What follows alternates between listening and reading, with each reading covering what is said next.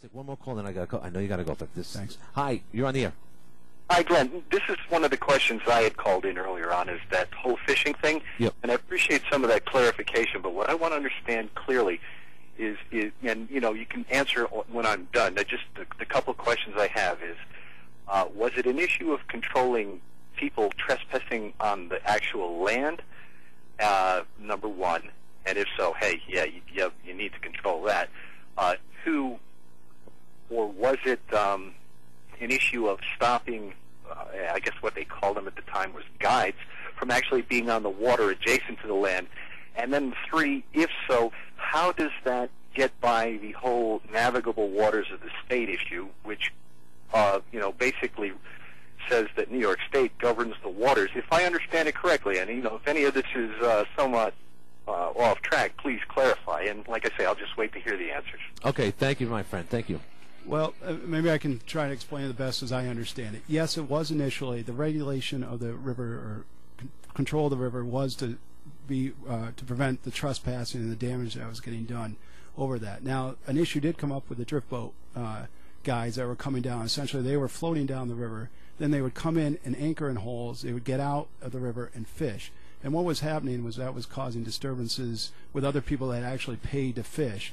And they didn't want to do like everybody else was doing, coming in, paying to fish, and follow the regulations that we had on the river for that. So that was what that essentially came. That was, you know, essentially what that whole lawsuit that you may have heard about was about. Now, what was the third? I forgot already. I'm sorry, I can't But remember. do you see how this, I mean, again, this isn't even a political question, and yet people somewhat, like, for instance, with what Senator Hillary Clinton did on Monday, she talked about policy up until that point. She talked about this, about her experience, and then she almost cries, and that's what people remember. Well, again, that's kind of the David and Goliath thing. So why does he get that? And this is what seems to be on everyone's mind. Yeah, well, I can understand that. I think there was a lot of misunderstanding of what was going on out there. But I invite everybody down to see what the circumstances now. And I think, come down to Pulaski, I think you'll see there's a lot of support for what we've done. You fish, you mentioned that. I do fish, yeah. Now, real quick, I know you got to go, and I promise this.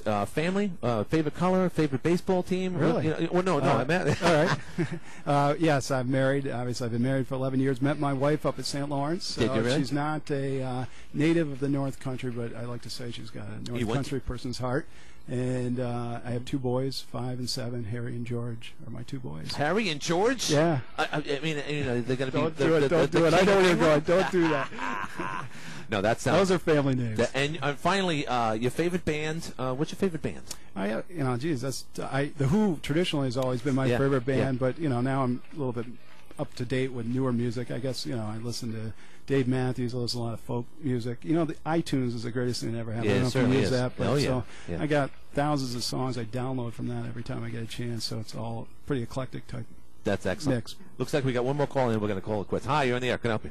Yeah, I just want to say I think it's great he's on the show. Good job explaining the river thing. There's a river thing, okay. But I thought it was. The other thing is he's a St. Lawrence grad, so that gives him an extra point in my... Yeah. Do you know Viggo Mortensen came from there? Yeah, I did. I never met him, but his father lives right up here in Clayton. Yeah.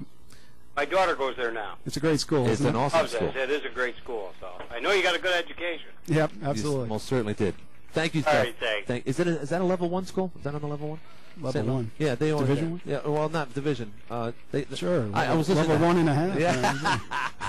The Harvard of the North Country. It probably is. That, of course, Clarkson is very good. It's a great school. Assemblyman Will Barclay, thank you very much for being with us today. And I know this was a somewhat short notice, but I'm so glad that we had the opportunity to speak with each other on this AM 1240 community broadcast station. Of course, unfortunately, our boss and our bosses weren't able to be down here, but they want to meet with you if they have an opportunity. Great. Well, thank you for having me on. It's been a real pleasure. Thank you, Will. And say hi to Bram if you get a chance. Will do. Thanks. And go Orange after last night's loss. Absolutely. We're going to slip into a break, and we'll be back right after this. Hundreds of cars, trucks, vans, and SUVs, all priced to move out today. Click on fxcaprera.com. Prices that compete with any dealer, anywhere. Check out our massive inventory at fxcaprera.com. Click on fxcaprera.com now. Try it. You'll like it. Select this nation.